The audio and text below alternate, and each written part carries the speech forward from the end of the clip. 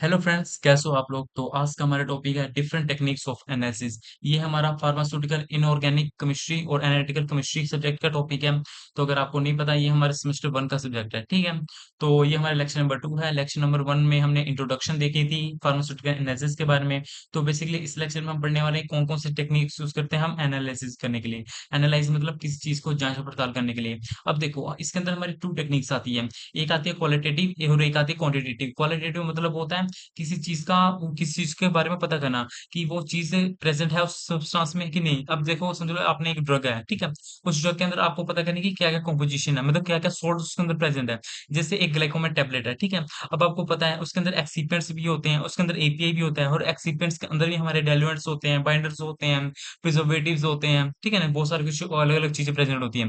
अब आपको जिससे नहीं पता कि क्या क्या प्रेजेंट है, ठीक है। तो आप क्या करोगे, आप अलग अलग टेक्निक्स यूज करोगे उसको पता करने के लिए कि उस ग्लाइकोमेट टेबलेट के अंदर क्या क्या कॉम्पोजिशन है, क्या क्या सोल्ट प्रेजेंट है, ठीक है।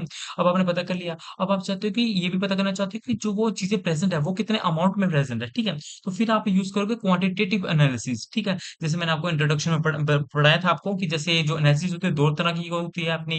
एक क्वांटिटेटिव होती है और एक क्वालिटेटिव होती है। तो क्वालिटेटिव में पता करना होता है, क्वालिटेटिव में जनरली यही पता करते हैं कि क्या क्या प्रेजेंट है, क्या क्या समझ लो कि जो अपनी ड्रग है उसके अंदर क्या क्या प्रेजेंट है। क्वांटिटेटिव में हम ये पता करते हैं कि जो जो प्रेजेंट है वो कितने अमाउंट में प्रेजेंट है, ठीक है। तो आपको थोड़ा बहुत क्लियर हो गया होगा। तो अब आपको मैं बताता हूँ कि जो हमारा ये सब्जेक्ट है ये 2 चीज़ों से बना हुआ है, मतलब 2 सब्जेक्ट को कंबाइन करके बना हुआ है, इनऑर्गेनिक प्लस एनालिसिस को, ठीक है। तो इसलिए आपको ये सब्जेक्ट में 2 सब्जेक्ट के बारे में पढ़ना होगा, तो थोड़ा टफ है, ठीक है।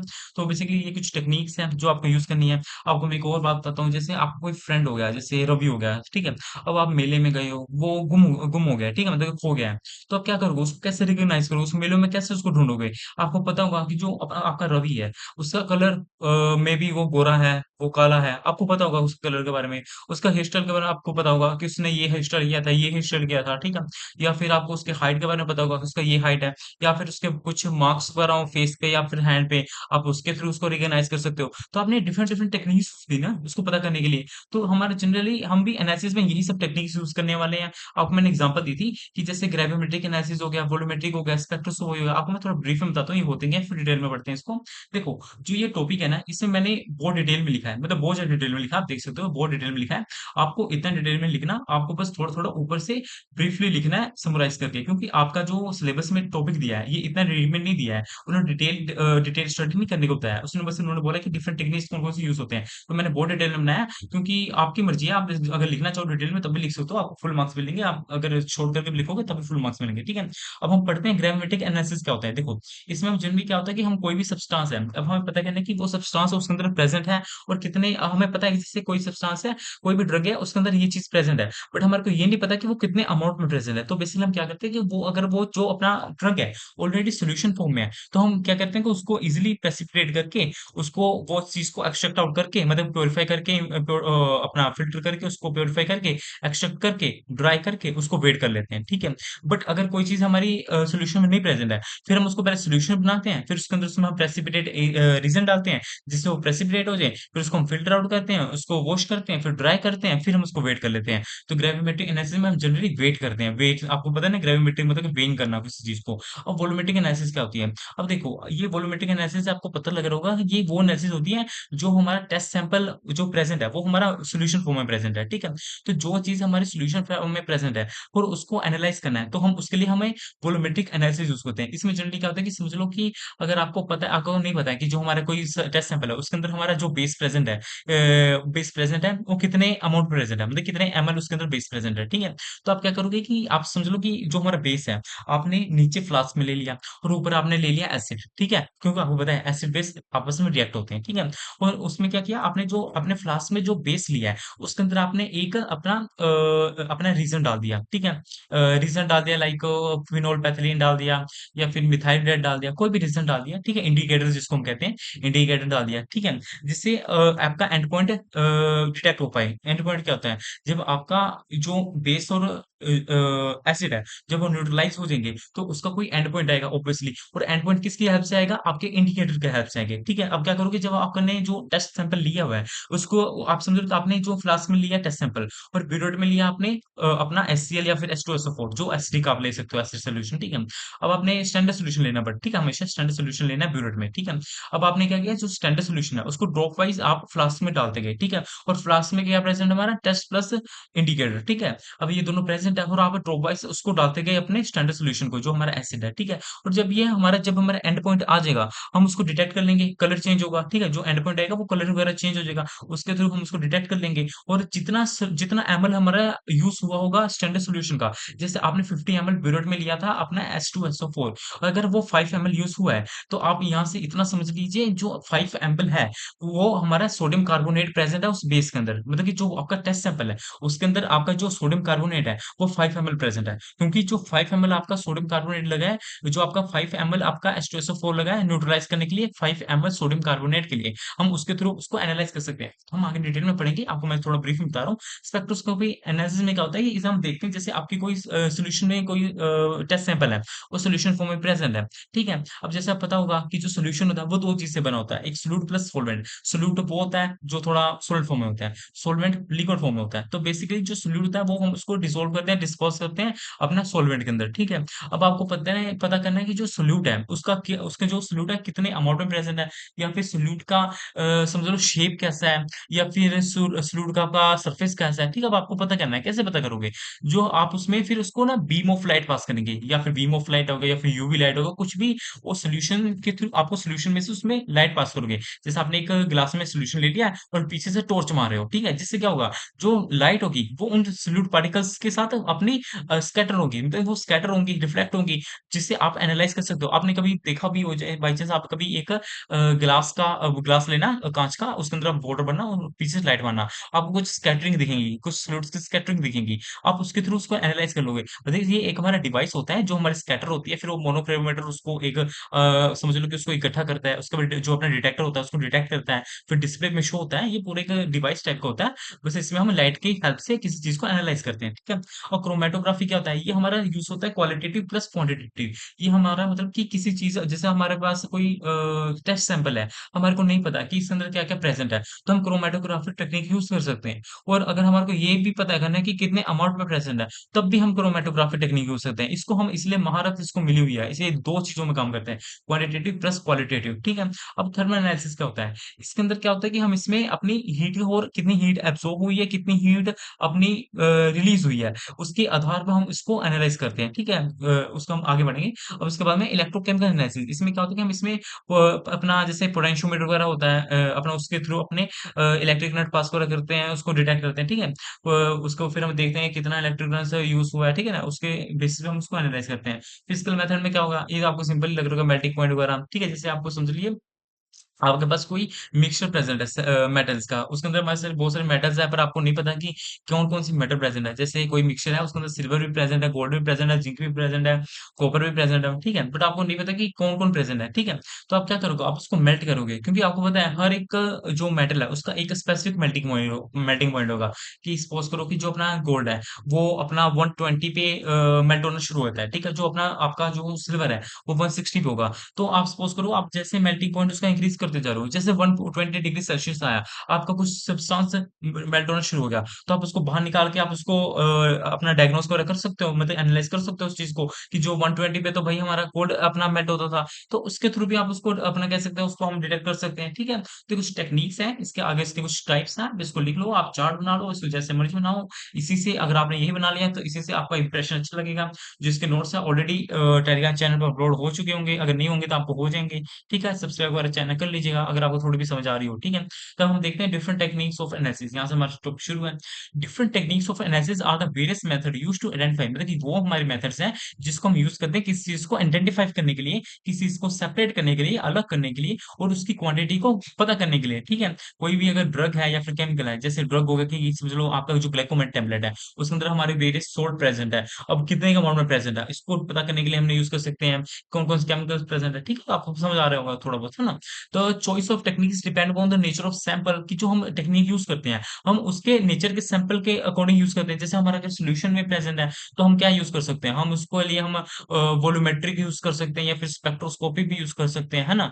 तो हम अलग-अलग उसके नेचर के अकॉर्डिंग उसको यूज़ कर रहे हैं ना? तो रिक्वायर्ड एक्यूरेसी टाइम अवेलेबल हमारे अगर जैसे हमारा टीएलसी होता है, थोड़ा अपना नहीं, जो अपना स्पेक्ट्रोस्कोपी होता है, वो थोड़ा हमारा टाइम कंज़प्ट मतलब कि ट जितना टाइम कंज़्यूम नहीं करता है, बहुत ईज़ी होता है, ठीक है? ईज़िली होता है, ठीक है? तो वो अगर आपको जैसे इन्फॉर्मेशन चाहिए क्वालिटेटिव और क्वांटिटेटिव तो हम टीएलसी वगैरह यूज़ करते हैं, जिसको हम क्रोमैटोग्राफी टेक्निक कहते हैं, ठीक है? जिससे वो हमें दोनों चीज़ बता देगा, ठीक है? तो ये कुछ टेक्निक्स हैं, अब इसको वन बाय वन करके देखते हैं। देखो मैंने ना आपको ऑलमोस्ट ऊपर ही बता दिया है, ठीक है? अब यही चीज़ आपको नीचे दी हुई है डेफिनिशंस में, ठीक है? आप रीड करोगे, आपको ईज़िली समझ आ जाएगा। अब हम एक-एक करके मैं रीड करके दिखा देता हूँ आपको जैसे volumetric analysis is a method in which the concentration or amount of unknown substance is determined by the measuring the volume of standard solution required to completely react it with मतलब ये बोल रहा है कि हमारे पास कुछ अननोन सब्सटेंस प्रेजेंट है जिसको हम टेस्ट सैंपल भी कहते हैं और उसके अंदर कोई क्वांटिटी हमारे को पता करनी है बट हमारे को वो पता नहीं है तो हम उसको इजीली डिटरमाइन कर सकते हैं इसलिए पता कर सकते हैं किसके बेस पे कि कितना अपना जो स्टैंडर्ड सॉल्यूशन कितना यूज हो रहा है उस सब्सटेंस को न्यूट्रलाइज करने के लिए उसके आधार पे जैसे हमारा समझ लो कोई हमारा टेस्ट सैंपल है उसके अंदर कोई बेस प्रेजेंट है सोडियम कार्बोनेट हो गया बट हमारे को पता ही नहीं है कि सोडियम कार्बोनेट कितना प्रेजेंट है तो हम उसको किसी एसिड के साथ रिएक्ट करवाएंगे और हमें पता है जितना एसिड रिएक्ट होगा जितना एसिड यूज होगा उतना ही अपना बेस होगा सीधी बात अगर 10 मॉलिक्यूल्स अपने बेस के हैं तो 10 मॉलिक्यूल्स अपने एसिड के यूज हो तो ऑब्वियसली जितने मॉलिक्यूल्स अपने एसिड के यूज हो रहे हैं उतने ही अपने अपने बेस के होंगे मॉलिक्यूल्स ठीक है तो उसके आधार पर यूज कर सकते हैं जैसे इस पे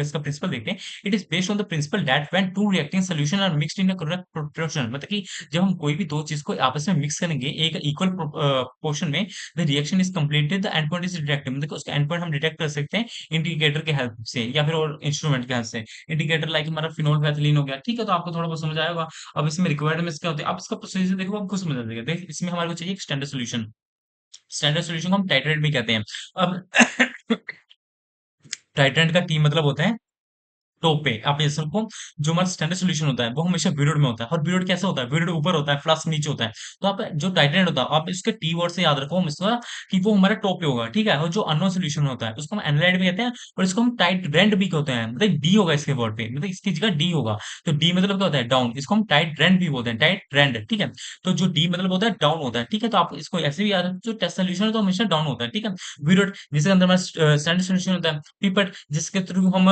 स्टैंडर्ड सॉल्यूशन ले सकते हैं जैसे पेपर किस लिए होता है मेजर करने के लिए कि हमें जिस 10 एमएल निकालना होता है पेपर उसके लिए यूज करते हैं ना आपको पता होना चाहिए जैसे पेपर हम किसी चीज को निकालने के लिए यूज करते हैं ठीक है कॉनिकल फ्लास्क जिसके अंदर हमारा टेस्ट सॉल्यूशन प्रेजेंट है suitable indicator phenolphthalein methyl red या फिर जो भी हमारे कॉम्प्लेक्स सिमेट्री जो मर्जी इंडिकेटर हो गया ठीक है ले सकते हैं वो हम अपने सब्सटेंस के अकॉर्डिंग लेते हैं ठीक है ये हमेशा याद रखिएगा अब प्रोसीजर क्या है देखो take a measured amount of solution हमने कोई सैंपल ले लिया सॉरी अपना take a measured volume of sample हमने कोई सैंपल ले लिया समझ लो 50 ml सैंपल ले लिया ठीक है उसके अंदर मैं इंडिकेटर डाल दिया अपना मिथाइल रेड ठीक है अब क्या हुआ हमने ब्यूरेट में फिर भर दिया अपना स्टैंडर्ड सॉल्यूशन ठीक है अब क्या हुआ हम स्टैंडर्ड सॉल्यूशन ड्रॉप बाय से अपना गिराते गए अपना फ्लास्क के अंदर और जैसे हमारा एंड पॉइंट आया मतलब कोई कलर चेंज हो गया जिसके थ्रू हमें पता लगा कि एंड पॉइंट आ गया है और हमने फिर उसके बाद हम क्या करेंगे हम उसको देखेंगे कितना वॉल्यूम यूज हुआ है स्टैंडर्ड सॉल्यूशन का जितना यूज होगा उसके इक्वल हमारा उतना प्रेजेंट होगा टेस्ट सैंपल के अंदर वो चीज ठीक है जैसे टेस्ट सैंपल हमारा कोई हो गया उसके अंदर अपना बेस प्रेजेंट है ठीक है जैसे बताया ना वही ऊपर वाली बात है वही चीज होगी अभी इसके कुछ टाइप्स हैं तो आप रीड करोगे वही चीज आप वही प्रिंसिपल रहेगा आपको भी पता है ठीक है एसिड बेस मतलब क्या एक जगह हम एसिड ले लेंगे एक जगह बेस ले लेंगे रिडॉक्स मतलब क्या होता है रिडॉक्स मतलब रिडक्शन प्लस ऑक्सीडेशन एक हम ले लेंगे जो ऑक्सीडेशन शो करता है एक रिडक्शन शो करता है अब उसको प्रेसिपिटेशन जो प्रेसिपिटेट बनाते हैं ठीक है हम इसमें क्या होता है कि देखो इसमें होता है precipitation titration type of titration in which insoluble precipitate is formed during the reaction मतलब कि ये भी समझ लो आपका एक टेस्ट सैंपल नीचे है ठीक है अब जब आप उसके ऊपर से जब आप उसमें स्टैंडर्ड सॉल्यूशन डालोगे, ठीक है? तो आपको एक बात बता दूँ जो अपना प्रेसिपिटेशन टाइट्रेशन होता है ना, जो प्रेसिपिटेशन टाइट्रेशन होता है, उसमें कोई अपना अपना जो उसमें कोई इंडिकेटर की ज़रूरत नहीं पड़ती। क्यों? क्योंकि ये प्रेसिपिटेट जैसे बनाएँगे आपको पता लग जाएगा कि भई हमारा ये प्रेसिपिटेट बन गया है, उसको आप एक्सेप्ट आउट करके उसको वेइ कर सकते हो। कैसे? देखो, आपने टेस्ट सैंपल ले लिया, ठीक है? अब आप समझ लो कि आपको पता है जैसे नीचे हमारा कैल्शियम प्रेज़ेंट है, सिंपल समझो, आपका नीचे क्या प्रेज़ेंट है? कैल्शियम, ठीक है? टेस्ट सैंपल में हमारा कैल्शियम प्रेज़ेंट है। अब आप आपको पता है कैल्शियम कितने अमाउंट में प्रेजेंट है, तो आप क्या करोगे, ऊपर कार्बोनेट ले लो। मैं ऐसे एग्जांपल दे रहा हूँ आपको, याद रखिए मैं एग्जांपल दे रहा हूँ। आपने स्टैंडर्ड सॉल्यूशन में कार्बोनेट ले लिया, ठीक है। अब आपको पता है जैसे कार्बोनेट अपना कैल्शियम के साथ मिलेगा, वो एक अपना क्या बनाएगा, वो अपना प्रेसिपिटेट बनाएगा, कॉम्प्लेक्स बनाएगा, चिलेट बनाएगा, ठीक है। तो जितना अमाउंट में हमारा कैल्शियम प्रेजेंट होगा, उतने अमाउंट हमारे कार्बोनेट के यूज होंगे अपने प्रेसिपिटेट बनाने के लिए। तो आप उसके थ्रू पता कर सकते हो ना, प्रेसिपिटेशन टाइट्रेशन में यही होता है जनरली, ठीक है। कॉम्प्लेक्सोमेट्री में भी वही कॉम्प्लेक्स बनाती है। इसमें हम क्या यूज करते हैं, हम ईडीटी यूज करते हैं। ईडीटी को हम कॉम्प्लेक्स एजेंट करते हैं, वही सेम होता है प्रेसिपिटेशन में। इसमें बस ये होता है कि हम इसमें अपना एंड पॉइंट करने के लिए अपना इंडिकेटर यूज करते हैं, बट प्रेसिपिटेशन में ये नहीं यूज करते हैं। जैसे हम लिखें मेटल आयन इंडिकेटर, जैसे अपना नेम देख सकते हो, ठीक है। उसके बाद एडोमेट्रिक, इसमें होता है कि अपने जैसे इसमें दो, इसमें ना हम डबल टाइट्रेशन इसको कहते हैं। इसमें क्या होता है कि हम एक टाइट्रेशन करते हैं, उसके बाद दूसरा फॉर्म डालते हैं I2, उसके बाद फिर हम KI के साथ प्रेसिपिटेट करते हैं। तो इसको आप ना, इसको डिटेल में आगे आएगा, इतना डिटेल में जाने की जरूरत नहीं है, तो आप इसको याद रखो, इसको हम डायरेक्ट डबल टाइट्रेशन भी बोलते हैं। इसमें हम भला ऐसो में आपको थोड़ा शॉर्ट में बताता हूँ।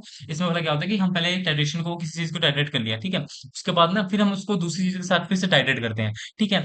फिर उसमें बाद में हम उसको रिपोर्ट बनाते हैं, ठीक है। ऐसा होता है इसमें, ठीक है। अब हम बात करते हैं ग्रेविमेट्रिक एनालिसिस में। It is an analytical technique in which the amount of substance is determined by the measuring its weight after converting into the pure stimulus। वही हम उसका वेट मेजर करते हैं किसी सब्सटेंस का, उसको प्योर फॉर्म में कन्वर्ट करने के बाद में कैसे कन्वर्ट करेंगे, देखो। अब the analyte is converted into the insoluble precipitate, the precipitate is filter wash, मतलब वही है कि कोई हमारा सॉल्यूशन है, फिर उसको हम प्रेसिपिटेट बना लिया। अब आपको ऐसे पता नहीं लग रहा, सिंपल सी, ठीक है। ये देखो, हमारा कोई सैंपल है जो हमारा सॉलिड फॉर्म में प्रेजेंट है, बट हमारे को, हमें पता है जो हमारा ग्रेविमेट्रिक एनालिसिस है, हमें उसमें सोल्यूशन फॉर्म में चाहिए। हम क्या करेंगे, सैंपल को हम डिसॉल्व कर लेंगे, ठीक है। उसके बाद क्या है, उसमें हम प्रेसिपिटेटिंग रीजन डालेंगे, प्रेसिपिटेटिंग रीजन अपना प्रेसिपिटेट बनाएगा, ठीक है, सोल्ट फॉर्म बनाएगा। उसके बाद क्या करेंगे, उसको हम प्रेसिपिटेट को फिल्टर कर लेंगे, ठीक है। उसके बाद उसको वॉश करेंगे, उसके बाद ड्राई करेंगे, उसको वे करेंगे। आप प्रोसीजर समझ लो, आपको ऐसे याद हो गया, ठीक है। अब हम बात करते हैं इसमें स्पेक्ट्रोस्कोपी। वही चीज है इसमें कि जैसे आप in which interaction between the electromagnetic radiation and the matter, वही है कि हम लाइट और जो मैटर हमारा कोई सॉल्यूट होगा, उसके जो इंटरेक्शन होगी, हम उसको उसके आधार पर उसको एस्टिमेट, आइडेंटिफाई और कर सकते हैं। जैसे कि जैसे हमारा कोई सब्सटेंस है, आपको पता है कोई वो एब्जॉर्ब लाइट करता है और एमिट करता है, एब्जॉर्ब और एमिट करता है, ठीक है। और रिफ्लेक्ट होगी लाइट, जैसे कोई सब्सटेंस अपना कोई सैंपल है, उसमें कोई सॉल्यूट्स प्रेजेंट है, और उसमें जब लाइट डालोगे, लाइट मारोगे, तो वो ऑब्वियसली स्कैटर होंगी, लाइट स्कैटर्स होंगी। आपने कभी जैसे ग्लास में पानी भर के देख लेना यार, कोई शीशे वाली बोतल ट्रांसपेरेंट में, ठीक है, और उसमें से आप पीछे से अपने मोबाइल की फ्लैश मारना, आप उसमें कुछ पार्टिकल्स की मूवमेंट देखोगे, है ना। या फिर आपने कभी देखा हो कहीं से धूप की रोशनी आती है किसी होल से वगैरह से, तो उसमें कुछ हमारे पार्टिकल्स दिखते हैं ना, स्कैटर होते हैं। तो वैसे सिंपल स्पेक्ट्रोस्कोपी होता है, ठीक है। प्रोसीजर आप देख लोगे तो पता लग जाएगा। अब ये भी कुछ टाइप्स हैं, इसमें हम यूवी यूज कर लेते हैं 200 और 400 नैनोमीटर रेंज की। इसमें हम अपने विजिबल स्पेक्ट्रम, मतलब कि इसमें हम नॉर्मल लाइट यूज करते हैं। आईआर में हम इसमें रेडिएशन यूज करते हैं, ठीक है। फ्लोरेसेंस में क्या होता है कि हम इसमें सिंपल लाइट से उसको अपने जैसे इसमें पढ़ लेते हैं, the sample absorb UV light become excited when it turns to ground state, it emits fluorescent light. वही है कि हमारे इसमें फ्लोरेसेंट लाइट अपने इमिट करेगा, ठीक है। तो ये बारे में रीड करूंगी, आपको समझ लग जाएगा। ये इजी वर्डिंग है, इतना डिटेल में तो वैसे लिखना नहीं है, आपको ब्रीफ में लिखना है, बाकी मैं वैसे ही डिटेल में बताया हुआ है, ठीक है। क्रोमेटोग्राफी इज सेपरेशन टेक्निक, जिसमें इसमें सेपरेट, इसमें मैं आपको ऐसे बताता हूँ इसमें क्या होता है। इसमें हम एक प्लेट लेते हैं, ठीक है। इसमें जिसके ऊपर सिलिका कोटेड प्लेट होती है। सिलिका जेल, पता है आपको क्या होती है? सिलिका जेल अपनी किसी प्लेट पे कोटिंग होती है, मतलब कि आप समझो सिलिका कोटेड जेल हमने प्लेट ले ली। अब उसके ऊपर क्या करेंगे हम, जो अपना रिजल्ट है, ठीक है, रिजल्ट है जो हम इस चीज का पता करना है, उसके अंदर उसको हम डिप करेंगे। सॉरी, डिप नहीं करेंगे, उसके ऊपर हम उसको पॉइंट पे गिराएंगे। पॉइंट पे गिराया मतलब कि समझ लो कि आपने उसको एक ड्रॉप गिराया उस सिलिका कोटेड जेल के ऊपर, प्लेट जो अपना सिलिका प्लेट है, तो उसके ऊपर आपने उसका एक पॉइंट गिराया, एक ड्रॉप गिराया, ठीक है। उसके बाद हमारा एक सोल्यूशन होता है, उसके अंदर उसको डिप करते हैं, ठीक है। डिप करने के बाद उसके ऊपर हम अब डिटेक्टिंग एजेंट डालते हैं। डिटेक्टिंग एजेंट डालने के बाद क्या होता है, कलर चेंज होता है, और उस कलर चेंज के बेसिस पे हम पता कर सकते हैं कौन कौन सा प्रेजेंट है कॉम्पोजिशन, मतलब कि उसके अंदर क्या क्या सोल्ट प्रेजेंट है। जैसे समझ लो कि जैसे आपके पास कोई जो सैंपल है, उसके अंदर एल्कलॉइड्स प्रेजेंट है और टर्पेनॉइड्स प्रेजेंट है, तो जो एल्कलॉइड्स है वो येलो कलर शो करेंगे, जो टर्पेनॉइड्स है वो ब्लू कलर शो करेंगे। जब आपने ड्रॉप डाला, जब उसको आपने, उसके बाद जो हमारा डिटेक्टिंग एजेंट है उसको ऊपर वो डाला, मतलब पहले उसको डिप किया इस सोल्यूशन में, फिर उसके ऊपर डिटेक्टिंग एजेंट डाला, तो आपको जैसे येलो कलर रहा है, तो आपको पता लगे इसके अंदर एल्कलॉइड प्रेजेंट है, ठीक है। तो ऐसा होता है। अब इसमें आप इसकी क्वांटिटी कैसे प्रेजेंट करोगे, इसका एडवांस फॉर्म आता है HPLC, ठीक है। हाई इसमें आता है HPLC या फिर HPTLC आते हैं, high performance thin layer chromatography, ठीक है। ये सब हमारे कुछ नेम्स हैं, उसके थ्रू हम उसको क्वांटिटी प्रेजेंट करते, क्वांटिटी भी पता कर सकते हैं, ठीक है। तो ये पेपर क्रोमेटोग्राफी से कुछ टाइप्स आप आप रीड करोगे आपको पता लग जाएगा, ठीक है। तो काफी लंबा लेक्चर हो रहा है, तो मैं थोड़ा शॉर्ट बता रहा हूँ, ठीक है। इलेक्ट्रोकेमिकल क्या होता है? Electrochemical determine the substance by measuring electromagnetic voltage like voltage, ठीक है। मतलब वो किसी सब्सटेंस को मेजर करता है, डिटरमाइन करता है स्पेसिफिक उसके वोल्टेज करंट पे, कंडक्टिविटी, रेजिस्टेंस, मतलब कि समझ लो कोई अपना सब्सटेंस प्रेजेंट है, जैसे रबर प्रेजेंट है, रबर नहीं प्रेजेंट, समझो उसको छोड़ो यार, कोई समझ लो कोई मेटल प्रेजेंट, ठीक है। जब उसमें आप करंट पास करोगे तो ऑब्वियसली वो अपनी इलेक्ट्रिसिटी कंडक्ट करेगी, है ना। कोई मेटल तो गुड कंडक्टर होता है ना, पता ही होगा आपको, ठीक है। तो उस कंडक्टिविटी को हम मेजर करके हम डिटरमाइन कर सकते हैं। जैसे गोल्ड अपनी समझ लो कि 80 एम्पियर कंडक्टिविटी शो कर रही है, ठीक है। हम उसके बेसिस पे हम उसको डिटरमाइन कर सकते हैं। तो यही चीज में है, जैसे अलग अलग तरीके का पोटेंशियोमेट्री, कंडक्टोमेट्री, पोलैरोग्राफी, एम्पीरोमेट्री, रेडियो को पता लग जाएगी, ठीक है।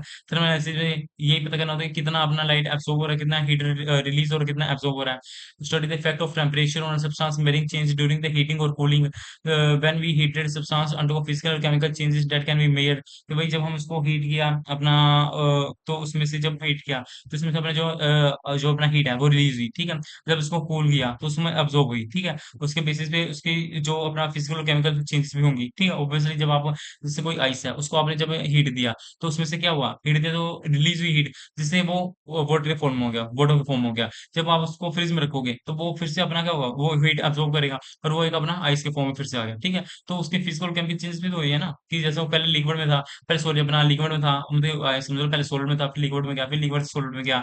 तो समझ लो कि एक में समझ लो कि एक में अपना हीट रिलीज हुआ, एक में हीट अब्सॉर्ब हुआ, उसके बेस पे हम इसको कर सकते हैं। जैसे इसमें भी समझ सकते हैं DSC, DGA, DTA। TG क्या होता है? Thermogravimetric analysis. It is a thermal analysis technique in which the change in the weight of a sample is measured and temperature increases under the controlled temperature. When a sample is heated, it may lose or gain a weight due to the moisture. मतलब कि ये है कि जब हम substance को heat करेंगे तो उसका जो वेट है वो मे बी बढ़ेगा या फिर कम करेगा, जब कम होगा, ठीक है। उसके बेसिस हम इसको डिटरमाइन कर सकते हैं, ठीक है।